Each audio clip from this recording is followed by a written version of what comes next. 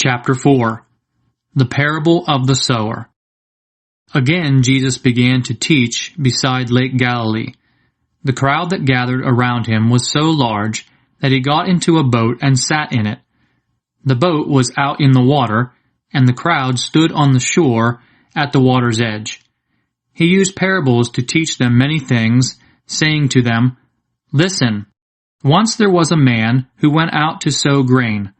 As he scattered the seed in the field, some of it fell along the path, and the birds came and ate it up. Some of it fell on rocky ground, where there was little soil. The seed soon sprouted, because the soil wasn't deep. Then when the sun came up, it burned the young plants, and because the roots had not grown deep enough, the plants soon dried up. Some of the seed fell among thorn bushes, which grew up and choked the plants, and they didn't bear grain. But some seeds fell in good soil, and the plants sprouted, grew, and bore grain. Some had 30 grains, others 60, and others 100. And Jesus concluded, "Listen then, if you have ears." The purpose of the parables. When Jesus was alone, some of those who had heard him came to him with the 12 disciples and asked him to explain the parables. "You have been given the secret of the kingdom of God," Jesus answered. "But the others, who are on the outside, hear all things by means of parables, so that they may look and look, yet not see. They may listen and listen, yet not understand. For if they did, they would turn to God, and he would forgive them." Jesus explains the parable of the sower. Then Jesus asked them, "Don't you understand this parable? How then will you ever understand any parable? The sower sows God's message. Some people are like the seeds that fall along the path. As soon as they hear the message, Satan comes and takes it away. Other people are like the seeds that fall on rocky ground. As soon as they hear the message, they receive it gladly, but it does not sink deep into them, and they don't last long.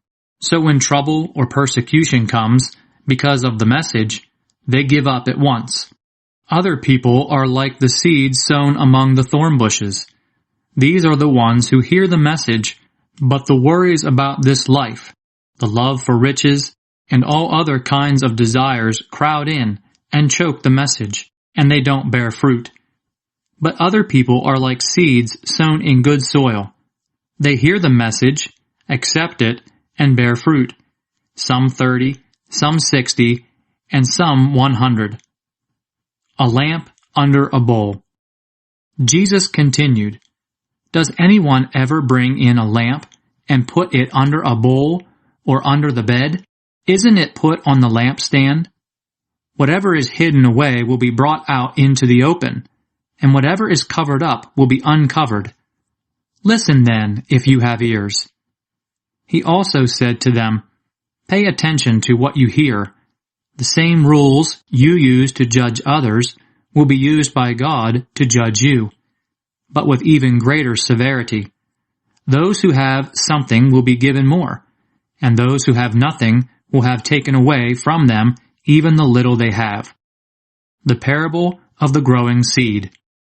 Jesus went on to say, "The kingdom of God is like this. A man scatters seed in his field. He sleeps at night, is up and about during the day, and all the while the seeds are sprouting and growing. Yet he does not know how it happens. The soil itself makes the plants grow and bear fruit. First, the tender stalk appears, then the head, and finally the head full of grain. When the grain is ripe, the man starts cutting it with his sickle, because harvest time has come." The parable of the mustard seed. "What shall we say the kingdom of God is like?" asked Jesus. "What parable shall we use to explain it? It is like this. A man takes a mustard seed, the smallest seed in the world, and plants it in the ground. After a while it grows up and becomes the biggest of all plants. It puts out such large branches that the birds come and make their nests in its shade. Jesus preached his message to the people using many other parables like these. He told them as much as they could understand. He would not speak to them without using parables, but when he was alone with his disciples, he would explain everything to them. Jesus calms a storm. On the evening of that same day, Jesus said to his disciples, "Let us go across to the other side of the lake." So they left the crowd.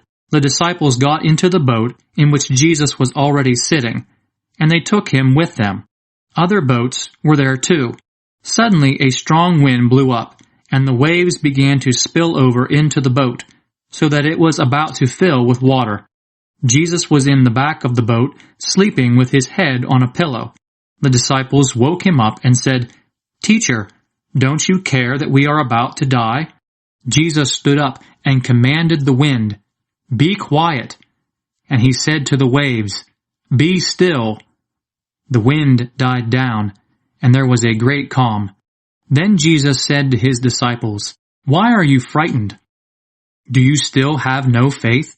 But they were terribly afraid, and began to say to one another, "Who is this man? Even the wind and the waves obey him."